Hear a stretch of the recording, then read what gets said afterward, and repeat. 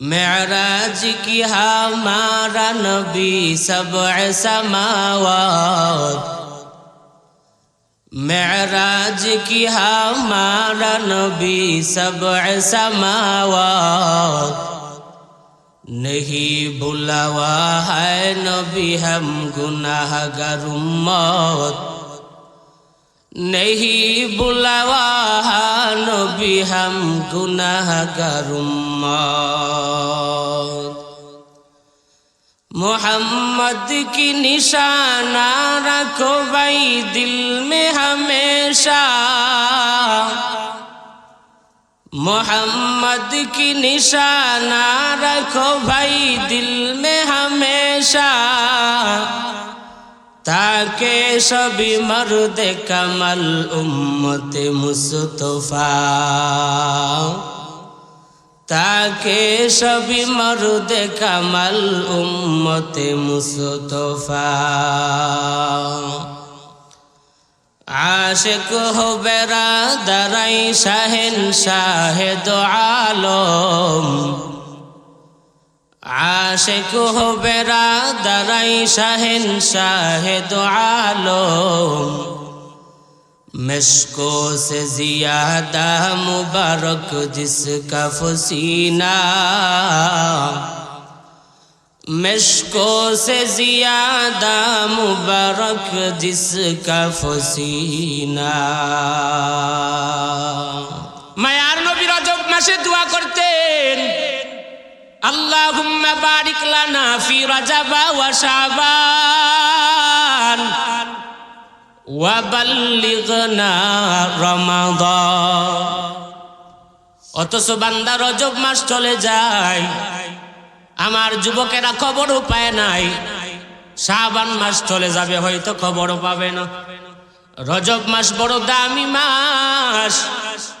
এই রজব মাসে আমার পেয়ারা নবী, রহমতের নবী, দয়ার নবীরে ঐতিহাসিক অধিকাংশ ঐতিহাসিকদের মতে 27-এর রাত্রে 26 তারিখ দিন গিয়া রাত্রে বেলা আল্লাহ আমার নবীরে দাওয়াত দিয়া তার বাড়িতে নিয়ে সরাসরি কথা বলেছেন, মেরাজ ঘটাইছে। মায়ার নবীর মেরাজ হয়েছে রজব মাস, 27শে রজব নবীর মেরাজ। মেরাজ বড় দামি মেরাজ। পয়গম্বর মুসা নবী বারবার তুর পাহাড়ে গিয়ে আল্লাহর কাছে বলে, ও দয়ার মালিক, আমি তোমার সাথে কথা বলি বারবার, তোমার একবার দেখতে মনে চায়, আল্লাহ দেখা দাও। পয়গম্বর মুসা নবী বারবার বারবার আল্লাহর কাছে দোয়া করেন, আমার আল্লাহ পয়গম্বর মুসা নবীরে দেখা দেয় নাই, মুসা নবী আল্লাহরে দেখতে পারে নাই। আমার মায়ার নবী এমন একজন নবী, যেই নবী একদিন আল্লাহকে বলে নাই, ও মালিক দেখা দাও। আমার আল্লাহ নিজে বলে, নবী আমি আপনারে দেখতে চাই, আসেন আমার বাড়ি। ওই রজব মাসের 27 তারিখ নবীর মেরাজ। ওই মেরাজ ঘটেছেন, মুসলমান জানা থাকলে বলেন রাতের বেলা নাকি দিনের বেলা? বলেন রাতের বেলা। কোন সময়? সুবহানাল্লাযী আসরা বিআবদিহি লাইলাম মিনাল মাসজিদিল হারাম। পবিত্র সত্তা তিনি, যিনি তার বান্দাকে মসজিদে হারাম থেকে মসজিদে আকসা পর্যন্ত ইসরা করাইছেন, আবার ওখান থেকে তার বাড়ি মেরাজ করাইছেন। ভালো করে বুঝেন, মসজিদে হারাম থেকে মসজিদে আকসা, ফিলিস্তিন, যেই মসজিদে আকসা মুসলমানের প্রথম কেবলা, ওই কেবলার ইহুদি বেঈমানেরা নিজেদের কাছে নিয়ে যাওয়ার জন্য, নিজেদের বানানোর জন্য বারবার বারবার হামলা করে মুসলমানের রক্ত ঝরায়। ওই কেবলা, মুসলমানের প্রথম কেবলা মসজিদে আকসার মধ্যে আমার নবীরে মসজিদে হারাম থেকে আল্লাহ নিয়ে যায়। আর ওই মসজিদে হারাম থেকে মসজিদে আকসা পর্যন্ত যাওয়াকে বলে ইসরা। বলেন কি বলে? ইসরা। এই ইসরা যদি কেউ অস্বীকার করে সে টাটকা কাফের। বলেন সে কি? কাফের। কারণ আল্লাহ ইসরার কথা কোরআন শরীফ স্পষ্ট বলেছে। অতএব যে ইসরা অস্বীকার করবে সে কাফের। কুরআন শরীফের একটা অক্ষর অস্বীকার করলেও সে মুসলমান থাকে না। এবার কথা হলো নবীর মেরাজ কেমনে হইল। আমার মায়ার নবীরে আল্লাহ মেরাজ করাইলেন। নবী আমার ঘুমন্ত অবস্থা থেকে জাগ্রত করাইয়া মসজিদে হারাম থেকে মসজিদে আকসা 1 মাসের রাস্তা। বলেন কয় মাসের রাস্তা? 1 মাসের রাস্তা মসজিদে হারাম থেকে মসজিদে আকসা পর্যন্ত নিলেন। ওই মসজিদে আকসা থেকে অনেক কিছু নবীরে দেখাইয়া অনেক আমল করাইয়া ওখান থেকে 7 আসমান ভেদ করে আল্লাহর আরশে আজিম ওই কুরসি পর্যন্ত নিয়া আবার রাতের ভিতরেই নবীরা আবার মক্কার মধ্যে পাঠাইলেন। সময় লাগছে মাত্র রাত্রের একটু অংশ। সুবহানাল্লাহ পড়ে না? একটু অংশ কতটুকু? বলে 2 মিনিট। বলেন কয় মিনিট? 2 মিনিট। এটা কেমনে সম্ভব? এই যে জমিন থেকে প্রথম আসমান 500 বছরের রাস্তা। কত বছরের রাস্তা? প্রথম আসমানটা আরো মুডা 500 বছরের রাস্তা। এটা পাড়ি দিয়া দ্বিতীয় আসমান আরো 500 বছরের রাস্তা। এবার বলেন আসমান কয়টা? জোরে কয় না? 7টা। কথা না বলে তো আমি বুঝবো না আপনারা আমার বয়ান বুঝেন কিনা।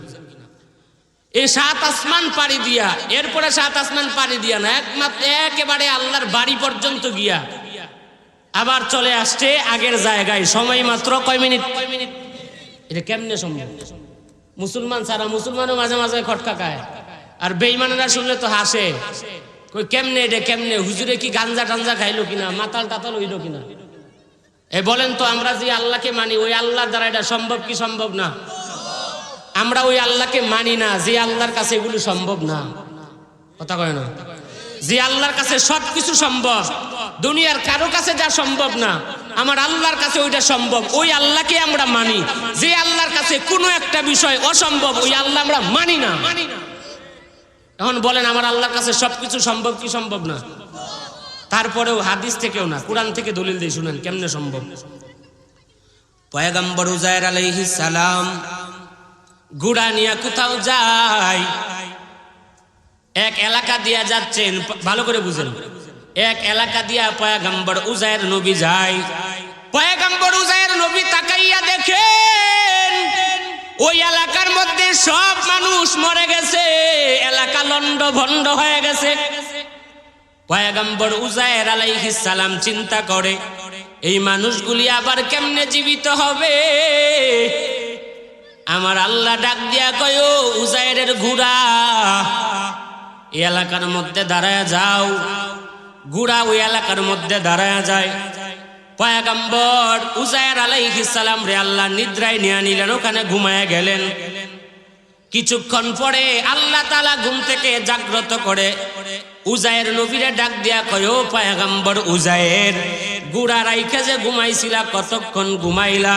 পয়গম্বর উজায়ের নবী জবাব দিয়া কয়, আল্লাহ 1 দিন অথবা তার চাইতে একটু বেশি। সুবহানাল্লাহ পড়েন।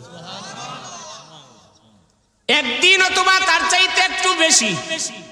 আমার আল্লাহ ডাক দিয়া কয়, ও পয়গম্বর উজায়ের, 1 দিন অথবা তার চাইতে একটু বেশি ঘুমাও নাই।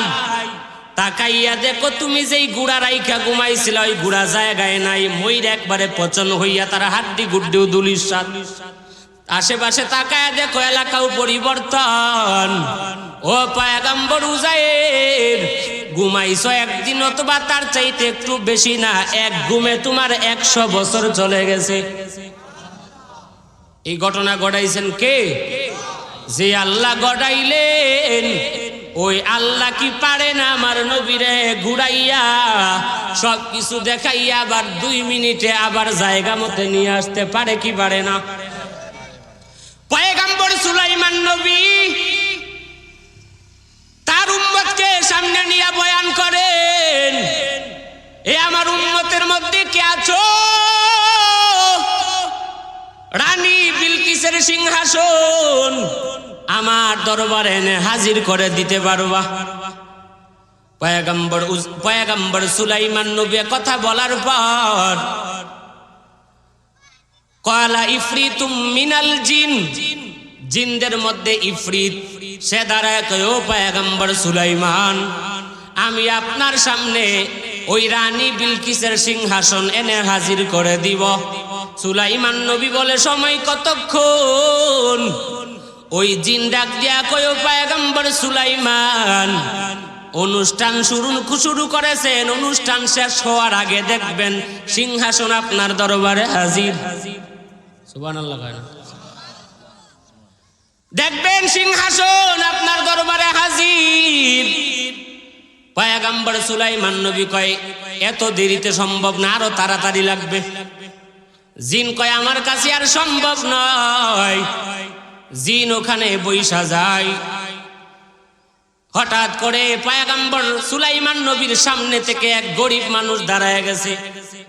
চেহারাও দেখতে ভালো নয়, গায়ের কাপড় সুপড়ও ভালো নয়, কালো মানুষ, চেহারা এত সুন্দর নয়। গরিব মানুষ দাঁড়ায় কয় পয়গম্বর সুলাইমান আমি আপনার সামনে রানী বিলকিসের সিংহাসন এনে হাজির করে দিব। সুলাইমান নবী বলে কতক্ষণ সময়? ওই গরিব আল্লাহর বান্দা বনি আদম ডাক দিয়া কয় নবী সুলাইমান আপনি চোখ বন্ধ করবেন, চোখের পাতি খোলার আগে আগে দেখবেন সিংহাসন আপনার দরবারে হাজির। এ বান্দা, ওই বান্দা গরিব মানুষ, দুনিয়ার কোনো বাদশাহী উপায় নাই, দুনিয়ার কোনো রাজত্ব উপায় নাই। ওই বান্দা যদি পারে এত অল্প সময়ে এত বড় সিংহাসন সুলাইমান নবীর সামনে হাজির করতে, ওই বান্দারা যে আল্লাহ বানাইছেন, গোটা পৃথিবী যে আল্লাহ বানাইছেন, ওই আল্লাহর কি ক্ষমতা নাই? দুনিয়া ঘুরাইয়া, আসমান ঘুরাইয়া, জাহান্নাম জান্নাত দেখাইয়া আমার নবীরে আবার আগের জায়গায় নিয়ে আসবেন মেরাজ করাইয়া। সম্ভব কি সম্ভব না? সম্ভব। ইমানদারেরা বিশ্বাস করবে, যারা মুনাফিক তারা কইবে ওটা কেমনে সম্ভব, আর কেমনে দিমু দলিল বলেন। এ নবীর আশিকের দল, এইবার কথা হলো সম্ভব। বলেন নবীর মেরাজ রাতের বেলা হইছে নাকি দিনের বেলা? রাতের বেলা। কেন? আমার নবীর আল্লাহ মেরাজ করানোর উদ্দেশ্য হলো নবীর আল্লাহ জান্নাত দেখাইবেন, জাহান্নাম দেখাইবেন, চাঁদ আসমান দেখাইবেন, আল্লাহর বাড়ি দেখাইবেন। এই দেখার জন্য গেলে দিনের বেলা ভালো নাকি রাতের বেলা ভালো? আপনারা যাইবেন কক্সবাজার সমুদ্র সৈকত দেখতে যুবকেরা, আবার টাঙ্গুয়ার হাওর, নীলাদ্রি যাইবে যুবকেরা। বলেন আমগো সমাজের যুবকেরা ওইগুলো দেখতে রাতের বেলা যায় নাকি দিনের বেলা যায়? রাতের বেলা বলে যায়, দিনের বেলা যায় না। রাতের বেলা দেখতে ভাল লাগে না, দিনের বেলা ভালো। দিনের বেলা সবকিছু সুন্দর দেখা যায়। আমার নবীর আল্লাহ সবকিছু দেখাইবেন, তো রাতের বেলা কেন নিলেন? এগুলো দেখতে তো দিনের বেলা সুন্দর। এ নবীর আশিকের দল, এর একমাত্র কারণ হলো আমার মায়ার নবী আল্লাহর এমন বন্ধু, মাশুকার মাশুকা, প্রেমিকার প্রেমিকা একসাথে বসে কথা বলার জন্য, নিজেদের মধ্যে মোহাব্বতের বন্ধন তৈরি হওয়ার জন্য সবচাইতে গুরুত্বপূর্ণ সময় হলো রাতের বেলা। রাতের বেলা স্বামী স্ত্রী কথা বললে আমার আল্লাহ ভিআইপি ধরনের রহমত নাজিল করে, ভালোবাসা গভীর হয়ে যায়। আমার মায়ার নবী আল্লাহর এমন বন্ধু, আমার নবী আসমান দেইকা, জান্নাত জাহান্নাম দেইকা এত খুশি লাগবে না আমার আল্লাহর সাথে কথা বলে যত খুশি হবে। এজন্যই রাতের বেলা।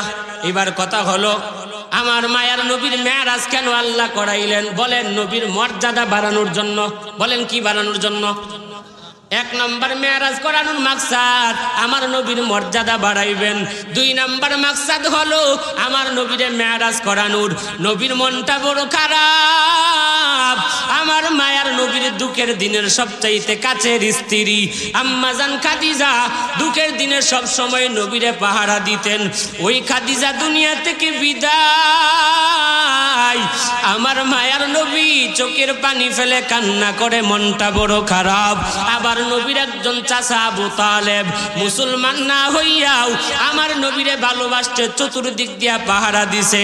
বেঈমানদেরকে বলছে আমার বাতিজার উপরে যদি কেউ একটা আঙ্গুল তুলবি, আমি আবু তালেবের জীবন থাকতে একটাও জান নিয়া ফিরে যেতে পারবি না। ওই আবু তালেব নবীরে জীবন দিয়া পাহারা দিয়েছে। আবু তালেবও দুনিয়া থেকে বিদায়, আম্মা জান খাদিজাও দুনিয়া থেকে বিদায়। আমার নবীর মনটা খারাপ। আল্লাহ ডাক দিয়া কই, ও জিবরাইল, আমার নবীর মন খারাপ, আমার বন্ধুর মন খারাপ আমি সহ্য করতে পারি না, আমি এই দৃশ্য দেখতে পারি না। ও জিবরাইল, যাও যাও, আমার নবীরে আমার সামনে নিয়ে আসো, আমার বাড়িতে নিয়ে আসো। আমার নবী হলেন আমার বাড়ির মেহমান, আমি হলাম মেজবান। আমার নবীর সাথে কথা বলবো, আমার নবীর মনটা ঠান্ডা হয়ে যাবে।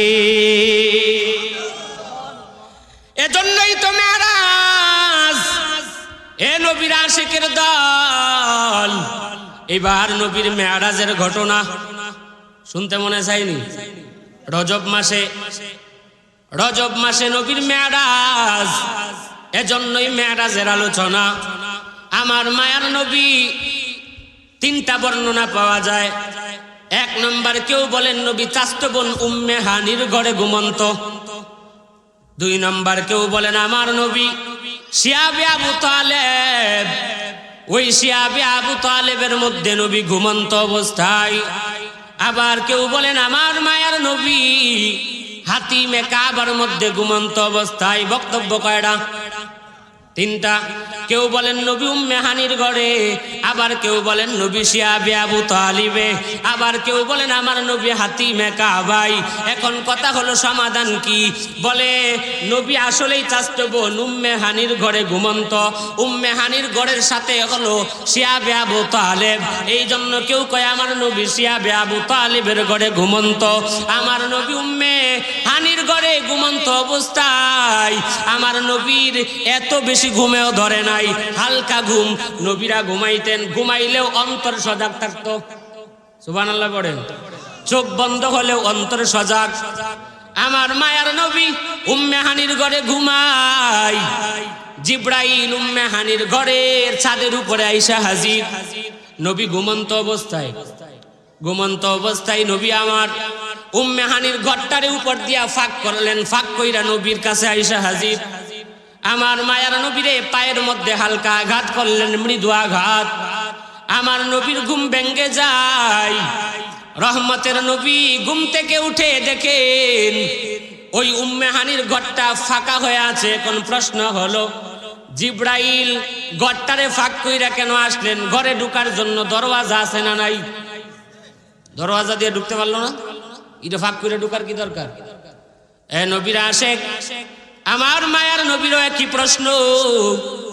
জিবরাইল ডাক দিয়া কয়, ও নবী আমার, আপনার দরবারে অন্য দিনের মতো আজকে আসি নাই।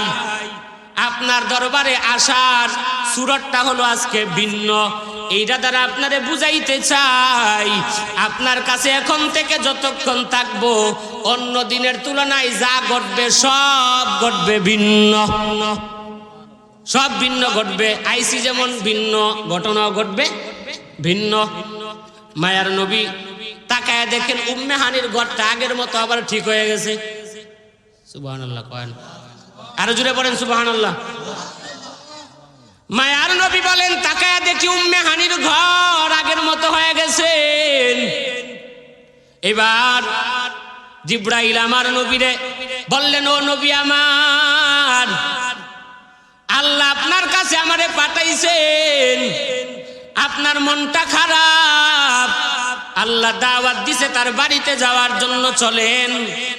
মায়ার নবীরে ঘুম থেকে জাগ্রত করে নিয়ে যায়, নিয়ে আমার নবীরে হাতিমে কাবার মধ্যে বসাইলেন। নবী যে আগে ঘুমেছিল উম্মে হানির ঘরে, এই যে আগে ঘুমেছিল, ঘুমের উঙ্গানি, ঘুমের যে ভাব ওইটা ছাড়ে নাই, না ছাড়াতে হাতিমে কাবায় আবার ঘুমায় গেছে। সুবহানাল্লাহ পড়েন। হাতিমে কাবার মধ্যে আবার ঘুমাই। হাতিমে কাবার মধ্যে ঘুমানোর পর এই জন্যই কেউ কেউ কয় আমার নবী হাতিমে কাবাই ঘুমন্ত। জিবরাইল আমার নবীর আবার জাগ্রত করলেন, করার পরে ওই হাতিমে কাবার দরওয়াজা আর মাকাম ইব্রাহিম এর মাঝখানে আমার নবীরে শুয়াইলেন। শুয়ানোর পরে আমার নবীর বুকটারে ছিদ্র করলেন, ওখান থেকে এই পর্যন্ত ছিদ্র করলেন। ছিদ্র করার পরে মানে চিরলেন, ফাড়ার পরে ওখান থেকে রসুলের কলিজাটাকে বের করলেন। কলিজা বের করার পর জমজমের পানি নিলেন, আর স্বর্ণের একটা পেয়ালা নিলেন, স্বর্ণের পেয়ালার মধ্যে জমজমের পানি, ওই পানি নিয়ে আমার নবীর কলিজাটারে ওই জায়গায় রাখছে। স্বর্ণের পেয়ালার মধ্যে রেখে কলিজাটাকে ভালো করে ধৌত করছে। ওই কলিজার ভিতরে আমার নবীর কলিজায় জিবরাইল হিকমত বরকত ঢুকায়া দিলেন। কারণ আমার নবী যাবে আল্লাহর বাড়ি, আল্লাহর নূরের তাজাল্লি বড় কঠিন। এই অল্প পাওয়ার দিয়ে আমার নবী আল্লাহর সাথে দেখা করতে পারবে না, এজন্য স্পেশাল পাওয়ার ঢুকাইলেন। ঢুকাইয়া জিবরাইল আমিন নবীর বক্ষটার আগের মতো ফিটিং করে দিলেন। আমার নবী বলেন, আল্লাহর কসম, আমার জীবনে আমার বক্ষ অপারেশন হয়েছে 4 বার, একদিনও আমি নবী টের পাই নাই। একটু আঘাত লাগতে, একটু ব্যথা লাগতে আমি নবী কোনোদিন টের পাই নাই। আমার নবী কোনোদিন টের পাই নাই। এ নবীর আশিকের দল, ওখান থেকে কি জানো? পৃথিবীর ডাক্তারেরা কয় open heart surgery operation, open heart surgery operation. ডাক্তারেরা কয় আমরা চিন্তা ভাবনা করে বাহির করছি। ডাক্তারেরা চিন্তা ভাবনা করে বাহির করে নাই, বরং আমার নবীর মেরাজের ঘটনা পড়ে 1400 বছর আগে জিবরাইলের মাধ্যমে আমার আল্লাহ যে ওপেন হার্ট সার্জারি করাইছে, ওই ওপেন হার্ট সার্জারি দেখা বর্তমান ডাক্তারেরা কয় বক্ষ কাটলে আমার নবী মরে নাই, আমার নবী কষ্ট পায় নাই। এই যুগেও যদি মুসলমান, এই যুগেও যদি ডাক্তারেরা রুগীদেরকে অপারেশন করে, বক্ষ বিদীর্ণ করে, ওপেন হার্ট সার্জারি করে, তো মরবে না। ডাক্তারেরা চিন্তা ভাবনা কইরা ইসলাম থেকে মেরাজের ঘটনা পড়ে ওপেন হার্ট সার্জারি বাহির করছে। এ নবীর আশিকের দল, সামনে আরো আজীব কথা আছে, শুনেন। মেরাজ থেকে শিক্ষা, ইসলাম এত দুর্বল নয়, ইসলাম এত দুর্বল নয়, ইসলাম থেকে এত শিক্ষা। আমার মায়ার নবীর ওপেন হার্ট সার্জারি করলেন, আগের মতো ফিটিং করে দিলেন। ওখান থেকে জিবরাইল আগে জান্নাত থেকে একটা বাহন নিয়ে আসছিলেন, নাম হলো বুরাক। ওই বুরাক কেমন বুরাক? বুরাক বারকুন থেকে নির্গত, এর অর্থ হলো বিজলি। বলে বিজলি দিলে যেমন খুব দ্রুততে শেষ হয়ে যায়, নিমিষ শেষ হয়ে যায়, ওই বুরাক এত দ্রুতগামী, বিজলির চাইতেও বেশি দ্রুতগামী হলো বুরাক। আমার মায়ার নবীরে জিবরাইল বুরাকের মধ্যে তুললেন। নবী যখন বুরাকের মধ্যে উঠবেন, বুরাক একটু ভাব লয়, নবীরে তুলতে চায় না, একটু অহংকার অহংকার ভাব। জিবরাইল ডাক দেয়া কয়ে, বুরাক কার সাথে মাস্তানি দেখাও, কার সাথে বেড়াগিরি করো, চিনোনিকে? যার মতো আল্লাহ দুনিয়াতে কাউরে বানাই নাই, তোমার মতো বুড়াকে আল্লাহ পরিমাণ ভালোবাসে না যত ভালোবাসে এই বেড়া মুহাম্মদে আরবিরে। বুড়া কয়, নবী আমার, আপনি আমার পিঠে আরোহণ করবেন, এটা আমার কপাল, আমার বেয়াদবি মাফ করে দেন। নবী তাড়াতাড়ি আমার উপরে আরোহণ করে। আমার মায়ার নবী বুড়াকের মধ্যে উঠলেন। ভালো করে বুঝো, বুড়াকের মধ্যে উঠে আমার নবী চলতেছেন, বুড়াকেও যায়। জিবরাইল আমার নবীর সাথে, আবার কেউ কয় জিবরাইলও আছে, নবীও আছে, আবার মিকাইলও আছে। চলতেছেন বুড়াকের মধ্যে উঠে, বুড়াক উপরে উঠতেছেন এমন ভাবে, ভালো করে বুঝেন। বুড়াক যখন উপরে উঠে তার পাগুলি নিচ থেকে ভাবে গুছাইতেছে। বুড়াক যাচ্ছে, উপর দিয়া উড়ে উড়ে যায়। বুড়াক চলতে গিয়া সামনে গিয়া দেখে একটা পাহাড়। ওই পাহাড়ের মধ্যে জিবরাইলের কথা মতো আবার এই জায়গায় বুড়াক থামছে। থামার সময় এমন ভাবে থামলো, নবী কয় আমি তাকায় দেখি বুড়াক ওই যে পাগুলি উঠার সময় গুছাইছিল, ওই পাটা আবার ছাড়তেছে জমিনের দিকে। এখান থেকে শিক্ষা নিয়া বৈজ্ঞানিকরা দুনিয়াতে হেলিকপ্টার বানাইছে, বিমান বানাইছে। যারা বিমানে উঠছেন, হেলিকপ্টারে উঠছেন, দেখবেন উপরে উঠার সময় পা গুছায়, নামার সময় পা ছাড়ে। ওখান থেকে শিক্ষা করে বৈজ্ঞানিকরা মাস্তানি করে কয় আমরা বানাইলাম। আল্লাহর কসম, ইসলামের শিক্ষা। মেরাজের ঘটনা পড়ে পড়ে বুরাকের দৃশ্য দেখে আজ বাংলার গোটা পৃথিবীর বৈজ্ঞানিকরা বিমান হেলিকপ্টার বানাইছে। সুবহানাল্লাহ পড়ে না? এটা ইসলামের শিক্ষা। যারা আধুনিক শিক্ষায় শিক্ষিত ভাইয়েরা, আপনারা সূরা বনী ইসরাইলের বাংলা অর্থ পড়েন, আর কিছু তাফসীর পড়েন, মোটামুটি শেষ পর্যন্ত পড়বেন, দেখবেন এই ঘটনা খুব ভালোভাবে আছে। আমার কথা মিথ্যা না, প্রমাণ পাইবেন। এ নবীর আশিকের দল, এবার বুরাক চলতেছে, নবীরে নিয়ে যায়। বুরাক এত দ্রুতগামী, বিজলির আওয়াজের চাইতে আরো বেশি দ্রুতগামী বুরাক। মসজিদে হারাম থেকে মসজিদে আকসা 1 মাসের পথ। নবী বলেন বুরাক মাত্র 1 কদম দিয়েছে অথবা 2 কদম। 1-2 কদমে বুরাক মসজিদে হারাম থেকে মসজিদে আকসা 1 মাসের রাস্তা 1 কদমে চলে গেছে। এটা কেমনে সম্ভব? কেমনে বুঝাই, কেমনে বুঝাই? ওরে বান্দা, আগে যখন হাজী সাহেবরা হজে যাইতো, ওই সময় বিমান ছিল না, হেলিকপ্টার ছিল না, বান্দা স্টিমারের মাধ্যমে হজে যাইতো, সময় লাগতো 1 মাস। কয় মাস? 1 মাস। এখন 1 মাস লাগে না, এমন বিমান আবিষ্কার হয়েছে, এমন রকেট আবিষ্কার হয়েছে, হজ করার জন্য সৌদি আরবে 1 বার নয়, দিনের ভিতরে 2 বার ঘুরান দেওয়া যায়। কথা কয় না? আর রকেট হইলে তো আরো কথা নাই। এ বান্দা, এইটাই কি? এইটা যদি বুঝেন প্রশ্ন আর করবেন না। বুরাক মসজিদে হারাম থেকে বাইতুল মুকাদ্দাস চলে গেলেন 1 কদমে 1 মাসের পথ। কিন্তু আশ্চর্যের বিষয় কি? আশ্চর্যের বিষয়, কদম দিলেন 2টা, অথচ দেখা যায় মসজিদে আকসায় যাওয়ার আগে মসজিদে হারাম থেকে বুরাক থামছে বারবার, আমার নবীও থামছে বারবার। কেমনে গেলেন? বলে এটাই হলো সুবহান। আমরা যখন কোনো আশ্চর্য কিছু শুনি তখন কই সুবহানাল্লাহ। এটা কেমনে সম্ভব? আমার আল্লাহ কয় সুবহানাল্লাযী আসরা। সুবহান, যেটা তোমরা চিন্তাও করতে পারো না, ওইটা আল্লাহর কাছে সম্ভব, এজন্য আল্লাহ কই সুবহান। এই নবীর আশিকের দল, বুরাক চলতেছেন, মসজিদে হারাম থেকে যায়। সামনে যাওয়ার পরে দেখেন একটা পাহাড়, ওখানে নামলেন। জিব্রাইল বুরাককে বললেন, ও বুরাক থেমে যাও। আমার মায়ার নবী জিব্রাইলকে বললেন, ও জিব্রাইল ভাই, এখানে কেন থামাইলেন? কয় নবী কথা পড়ে, আগে ওযু করেন, 2 রাকাত নামাজ আদায় করেন পাহাড়ে। আমার নবী ওযু করলেন, 2 রাকাত নামাজ আদায় করলেন। জিব্রাইল কয়, নবী আমার, ওই পাহাড়টা হলো ওই পাহাড় যেই পাহাড়ে প্রতিদিন পয়গম্বর মুসা নবী আল্লাহর সাথে কথা বলতেন, তুর পাহাড়। এবার নবী কয়, ও জিব্রাইল, এবার চলো।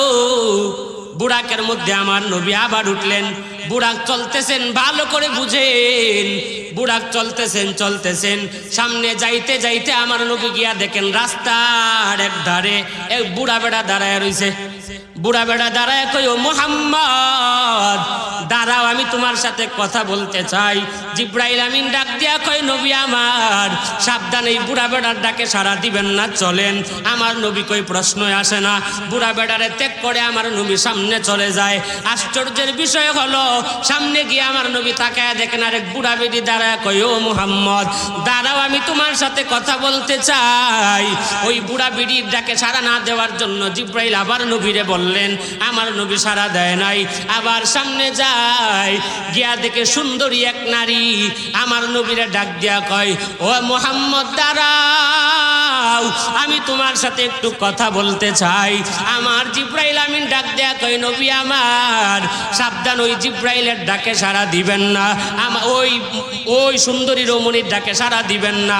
নবী সাড়া না দিয়া চললেন সামনে।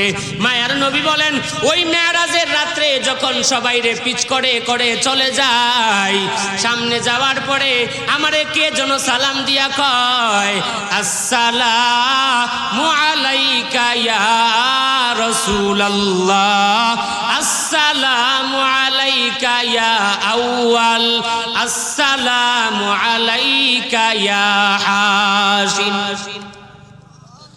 মায়ার নবী বললেন, রে জিব্রাইল, কি আমারে বারবার সালাম দিল? আমি জানতে চাই নাই। জিব্রাইল ডাক দেয়া কয় নবী আমার, এইবার ভালো করে শুনেন, প্রথম থেকে শুরু করি। যেই বুড়া বেড়া আপনারা ডাক দিয়েছিল ওই বুড়া বেড়া হলো মিস্টার ইবলিস। ইবলিসের ডাকে যদি সাড়া দিতেন আপনার দুনিয়ার সব উম্মতেরা গুমরা হয়ে যাইতো। নাউজুবিল্লাহ বলেন। ও নবী আমার, সামনে যেই বুড়া মহিলারে দেখছেন ওই বুড়া মহিলার ব্যাখ্যা হলো দুইটা।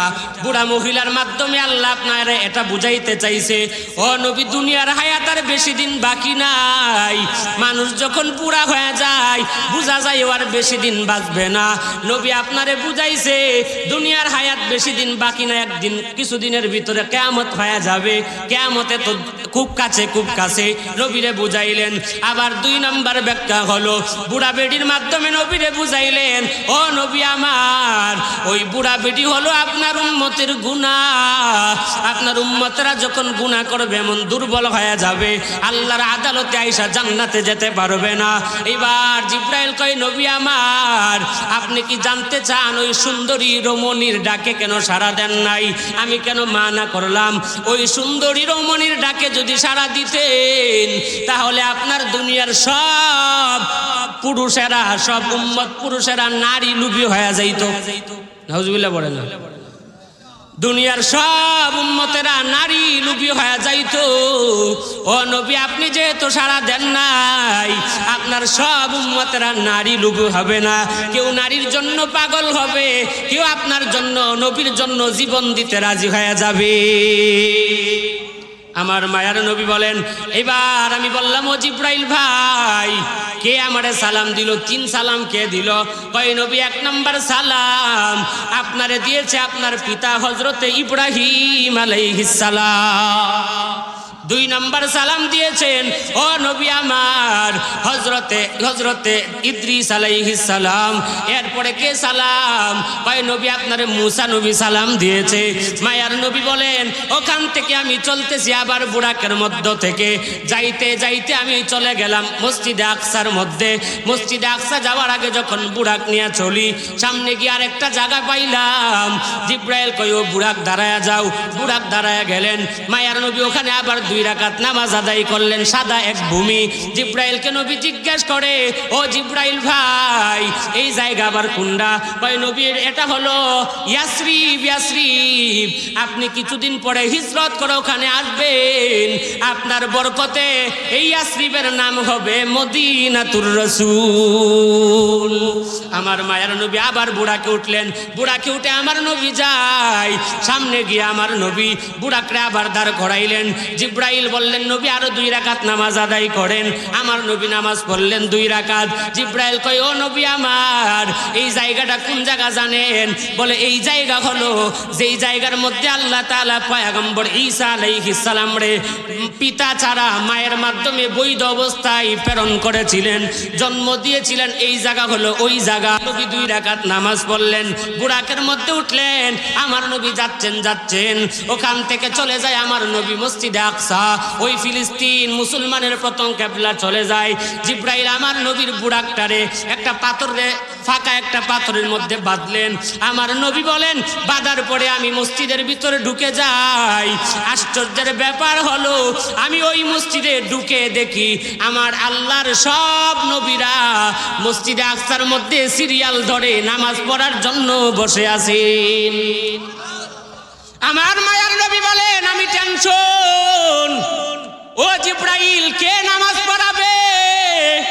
ওখানে আমার বাবা আদম, ওখানে আমার বাবা ইব্রাহিম, আমি তাদের সন্তান, কে নামাজ পড়াবে?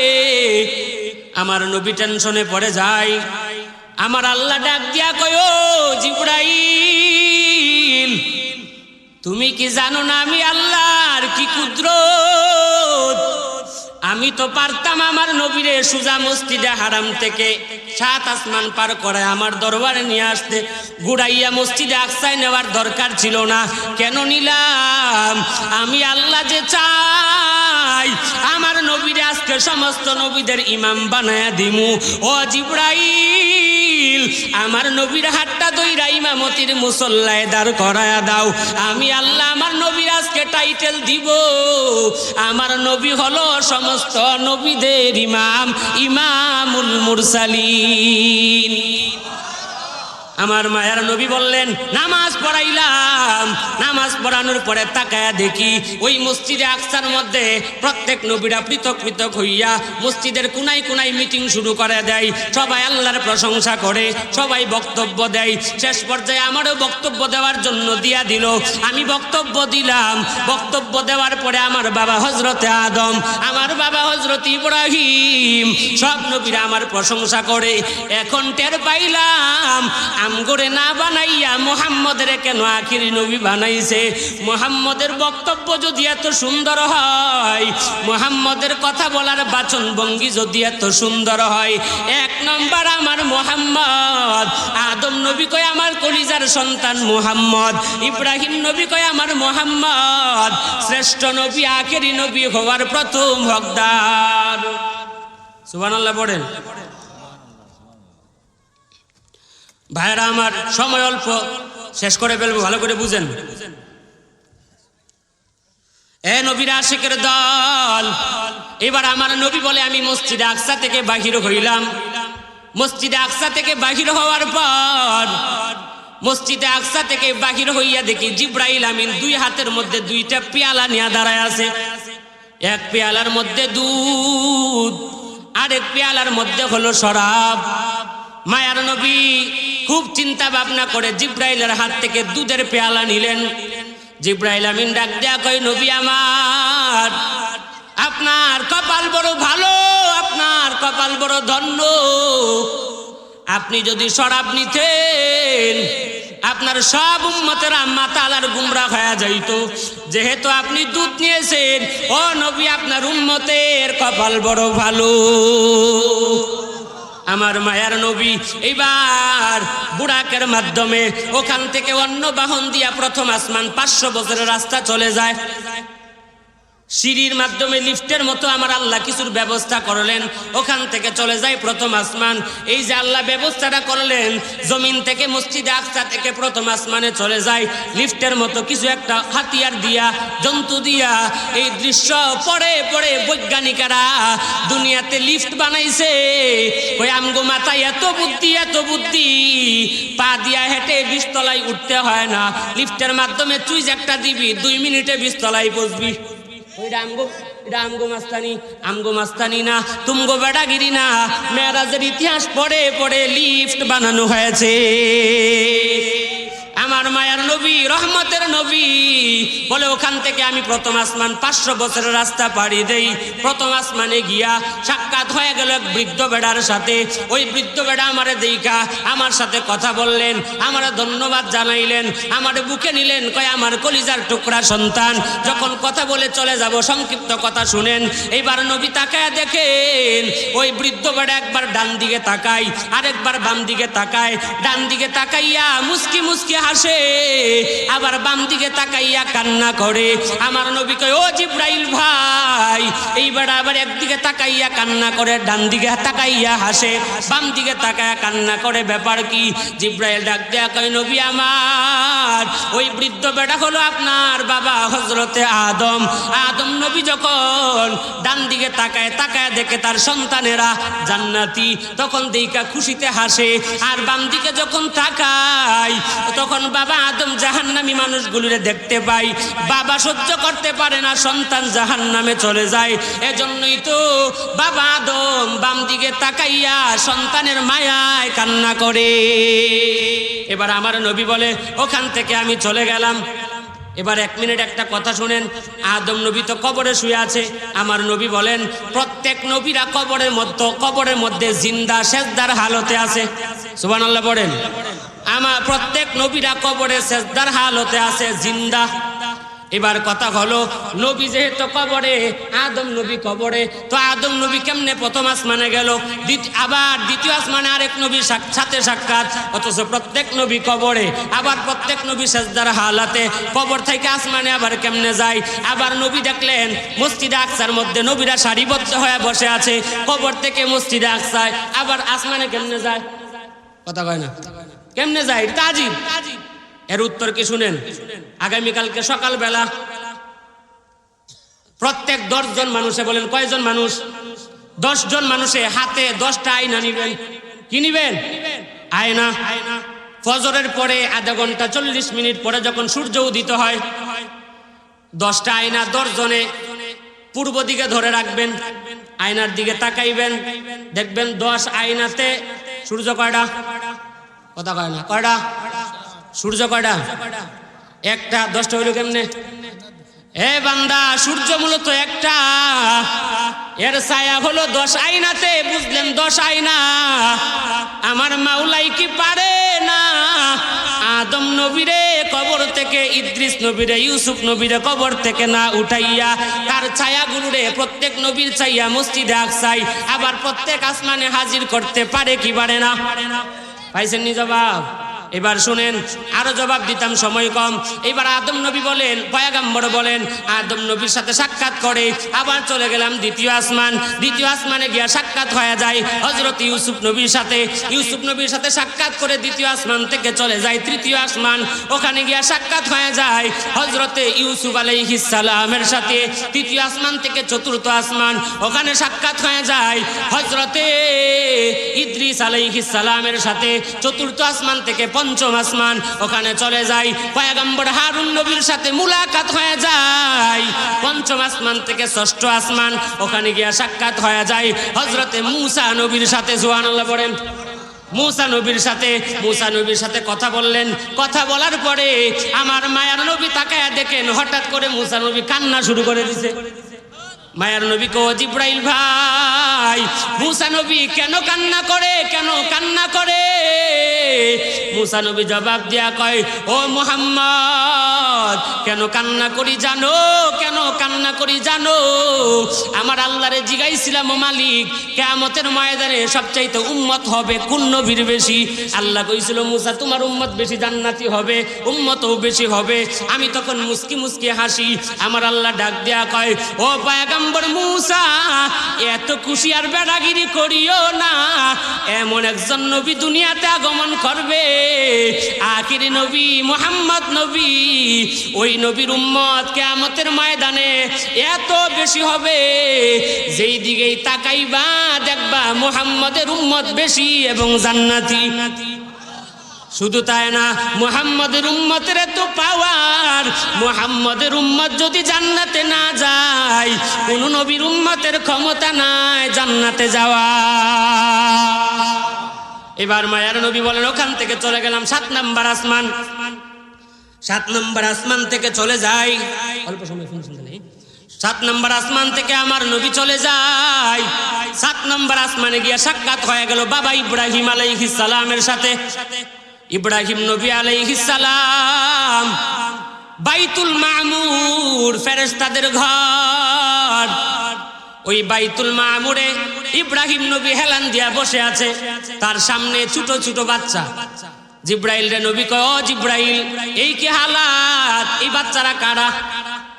জিব্রাইল ডাক দিয়া কয়, নবী আমার, ওই বাচ্চাগুলিরে দুনিয়াতে তার বাবা তার মা ইচ্ছা করেছিল সন্তান দুনিয়াতে আসলে আলেম বানাবে, হাফেজ বানাবে, মুহাদ্দিস বানাবে, কোরআনের পণ্ডিত বানাবে, কিন্তু মায়ের গর্ভেই সন্তান বিদায় হয়ে যায়, অথবা দুনিয়াতে আসার পরেই বিদায় হয়ে যায়। মা বাবার ইচ্ছা পূরণ হয় নাই। ওই মা বাবার মনের কথা আমার আল্লাহ জানতো। এজন্য পয়গম্বর ইব্রাহিম নবীরে শিক্ষক বানাইয়া ওই সন্তানগুলোরে আল্লাহ আলেম হাফেজ বানায়। এবার আমার মায়ার নবী বলেন, বাইতুল মামুর দেখলাম, ফেরেশতাদের ঘর। বড় বাইতুল মামুর কেমন ঘর, কেমন ঘর! এই ঘরের মধ্যে প্রতি মুহূর্তে মুহূর্তে আল্লাহর নূরের তৈরি ফেরেশতা 70,000 তাওয়াফ করে। যেই ফেরেশতা একবার সুযোগ পাইছে, ওই ফেরেশতার কিয়ামতের আগে কোনোদিন ওই বাইতুল মামুরে তাওয়াফ করার সুযোগ পাবে না। আমার মায়ের নবী বলেন, বাইতুল মামুর দেখে চলে গেলাম সিদরাতুল মুনতাহায়। ওই সিদরাতুল মুনতাহায় যখন যাই, সিদরাতুল মুনতাহা একটা স্টেশন, বলেন কি স্টেশন, একটা স্টেশন মানে জমিন থেকে যা কিছু যায় বান্দার নেক আমল ওই স্টেশন পর্যন্ত গিয়ে আটকে যায়, উপরে দায়িত্বশীল ফেরেশতারা আল্লাহর কাছ পর্যন্ত পৌঁছায় দেয়। ওখান থেকে যা আসে এই পর্যন্ত আইসা আটকে যায় সিদরাতুল মুনতাহায়। ওখান থেকে জমিনের নিচের যত ফেরেশতা দায়িত্বশীল আছে তারা জমিনে পৌঁছায় দেয়। পড়েন সুবহানাল্লাহ। সিদরাতুল মুনতাহা একটা বড়ই গাছ, কি আছে? বড়ই গাছ। মায়ার নবী বলেন বড়ই গাছটা এত বড় এত বড়, বড়ই গাছের প্রত্যেকটা বড়ই ড্রামের মতো বড়। আমার নবী বলেন বড়ই গাছের পাতাগুলি দেখলাম, বড়ই গাছের পাতাগুলি হাতির কানের মতো বিশাল বড়। আমার মায়ের নবী বলে সিদরাতুল মুনতাহা দেখলাম, উপরে যাচ্ছি, উপরে গিয়া দেখি ফেরেশতাদের কলমের আওয়াজ শোনা যায়। জিব্রাইলকে বললাম, ও জিব্রাইল ভাই কিসের কলমের আওয়াজ? জিব্রাইল কয়, ও নবী আমার, এই কলম আল্লাহ তাআলা সবার আগে সৃষ্টি করেছেন, এই কলম দিয়া সমস্ত মানুষের তকদির লেখা হয়েছে। যেই কলমের আওয়াজ শুনতেছেন ওইটা হলো ওই কলম, যেই কলম দিয়ে আল্লাহ গোটা পৃথিবীর মানুষের তকদির লিপিবদ্ধ করেছে। এবার মায়ের নবী বলেন কলম দেইকা চলে গেলাম, উপরে যাইতে যাইতে চলে গেলাম আমি নবী একা, এবার জিব্রাইল নাই। ওখান থেকে চলে গেলাম, যাইতে গিয়া দেখি পানি, ওগুলি পাড়ি দিয়া চলে গেলাম আল্লাহর আরশে আজিমে গিয়া দেখি আরশে আজিমটা 8 জন ফেরেশতা হাতে ধরে নিয়ে দাঁড়ায় আছে। আরশে আজিমের একদিকে তাকায় দেখি একটা তক্তা লৌহে মাহফুজ, ওখানে আমি তাকায় দেখি আল্লাহর 30 পারা কুরআন লিখিবদ্ধ অবস্থায় আছে। এবার আমার মায়ার নবী বলেন ওগুলো দেখলাম, দেখে আবার উপরে চলতেছি, চলতে চলে যাই, বহুত পানি অন্ধকার, পাড়ি দিয়া চলে যায় আল্লাহর কুরসি পর্যন্ত। আল্লাহু আকবার বলেন। কুরসি পর্যন্ত চলে যায়, গিয়া দেখি আল্লাহর কুরসিটা 4 জন অথবা 8 জন ফেরেশতা হাতে নিয়ে দাঁড়ায় আছে, তাদের পা হলো জমিনের মধ্যে। পয়গম্বর বলেন আমি তাকায় দেখি আল্লাহর কুরসি, আমার মাওলার সাথে সরাসরি বসে কথা বলা শুরু করলাম। আর তাকায় দেখি আমার মাওলার কুরসি রে আল্লাহ 70,000 পর্দা দ্বারা আবৃত করে রাখছে। প্রত্যেক পর্দার মধ্যে ব্যবধান হলো 500 বছরের রাস্তা। এবার আমার মায়ের নবী বলে আল্লাহর সাথে কথা বলা শুরু করলাম। আল্লাহ কই নবী কি নিয়ে আসলেন? আত্তাহিয়াতু লিল্লাহি ওয়াসসালাওয়াতু ওয়াত-তাইয়্যিবাত। ও নবী আমার উম্মতের পাক পবিত্র ইবাদত সব আল্লাহ আপনার জন্য। আমার আল্লাহ খুশি হইলেন, খুশি হয়ে আমার নবীরে, কেমন নবী? আমার নবীরে আল্লাহ কয়, ও নবী আসসালামু আলাইকা ইয়া রাসূলুল্লাহ, আসসালামু আলাইকা আইয়ুহান নবী। নবীরে আল্লাহ সালাম দেয়, সুবহানাল্লাহ কয় না? নবীরে আল্লাহ সালাম দিয়েছেন, আমার নবী সালামের জবাব নিলেন, কথাবার্তা হয়ে গেল। নবীরে আল্লাহ পুরস্কার দিলেন মেরাজে 3টা, আওয়াজ করে বলেন কয়টা? 1 নম্বর পুরস্কার, শেষ আলোচনা। আমার নবীরে আল্লাহ 1 নম্বর পুরস্কার দিলেন। ও নবী আমার, আপনার 1 নম্বর পুরস্কার হলো আপনার উম্মতের জন্য 50 ওয়াক্ত নামাজ নবী নিয়ে আসবেন। 50 ওয়াক্ত নামাজ মুসা নবী বারবার পাঠাইলেন, ঘটনা জানেন। বারবার যাওয়ার ফলে 9 বার গেছেন, 9 বার যাওয়ার পরে আল্লাহ 50 ওয়াক্ত থেকে 5 কমাইলেন। বলেন বাঙালি অঙ্ক যদি জানা থাকে, 9 বার যাওয়ার পরে যদি 5 কমে বাকি থাকে কত? 5 ওয়াক্ত। আমার নবীর আল্লাহ ডাক দেয়া কয়, ও নবী আমার ওয়াদা টেনশন করিয়েন না, আপনার যেই উম্মতেরা কুসুর সহিত প্রতিদিন 5 ওয়াক্ত নামাজ আদায় করবে, আমি আল্লাহ প্রত্যেকের আমল নামায় 50 ওয়াক্ত নামাজের সওয়াব লিপিবদ্ধ করে দিব।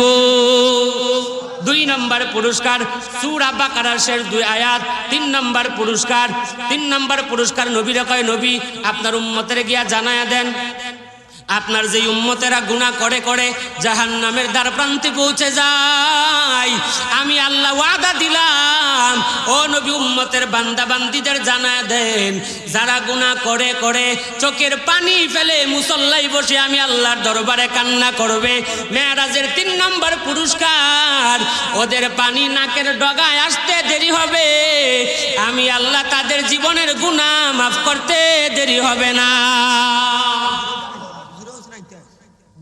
মেরাজের ঘটনা দেখছেন, কত শিক্ষা। আমার নবীর কত মর্যাদা, আল্লাহর বাড়ি পর্যন্ত আল্লাহ নিয়ে গেলেন, আল্লাহর বাড়ি পর্যন্ত আল্লাহ নিয়ে গেলেন। এমন নবী আমরা পাইলাম।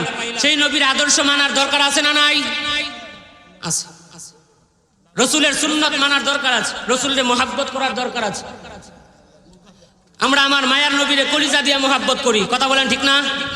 আমরা আমার নবীরে কলিজা দিয়ে মহাব্বত করি, আমাদের জীবনের চাইতেও নবীরে বেশি ভালোবাসি, কথা বলেন না কেন? আমার নবীরে কলিজা দিয়ে বেশি ভালোবাসি। কিন্তু আশ্চর্যের বিষয় হলো আজ সোনার বাংলায় আমরা এই যে উলামায়ে কেরাম বারবার চিল্লাচ্ছেন, কাদিয়ানি যারা আমার নবীর বিরুদ্ধে কথা বলে তারা বলে ওই কাদিয়ানি নাকি আমার নবীর পরিবর্তে আখিরি নবী হয়ে দুনিয়াতে আগমন হয়েছে। যেই কাদিয়ানি আমার নবীর বিরুদ্ধে বৃদ্ধাঙ্গুল দেখিয়েছে, আহমদ শফি সাহেব হাফিজাহুল্লাহ সহ বাংলাদেশের সব উলামায়ে কেরাম কাদিয়ানিদেরকে কাফের ঘোষণা করার জন্য বারবার জমিনে চিল্লাইছে, কিন্তু আজও পর্যন্ত কাদিয়ানি কাফের ঘোষণা হয় নাই। আমরা আমার নবীরে কলিজা দিয়ে মোহাব্বত করি। ও মুসলমান, একটা শপথ নিতে হবে, জীবন থাকতে মরবো আমার নবীর বিরুদ্ধে যারা বৃদ্ধাঙ্গুল তুলেছে কাদিয়ানিদেরকে কাফের ঘোষণা না দেওয়া পর্যন্ত আমরা স্তব্ধ হব না। কাদিয়ানিদেরকে বাংলার জমিনে কাফের ঘোষণা করতেই হবে। যদি কাদিয়ানিদেরকে কাফের ঘোষণা না করা হয়, মুসলমান রক্ত দিতে জানে, রক্ত দেওয়া যখন শুরু করবে নবীর পক্ষে ওই রক্ত আর বন্ধ করা যাবে না, রক্ত আর বন্ধ করা যাবে না। রক্তের বন্যা বসবে, নবীর জন্য মাসুম বাচ্চা মা ত্যাগ করবে, তারপরেও কাদিয়ানিদের কাফের ঘোষণা বাংলার জমিনে করতেই হবে। আপনারা চান কি চান না? হাত তুলে আল্লাহর কাছে দেখা দেন, ও আল্লাহ, আমরা আমার নবীরে যারা নবীর বিরুদ্ধে কথা বলে, যারা নিজেকে নবী দাবি করে, ওই বেঈমানদেরকে কাফের ঘোষণা না করা পর্যন্ত আমরা স্তব্ধ হব না। পড়েন ইনশাআল্লাহ। যখন কাদিয়ানির বিরুদ্ধে হুজুরদের মতো উলামায়ে কেরাম রাস্তায় ডাক দিবে,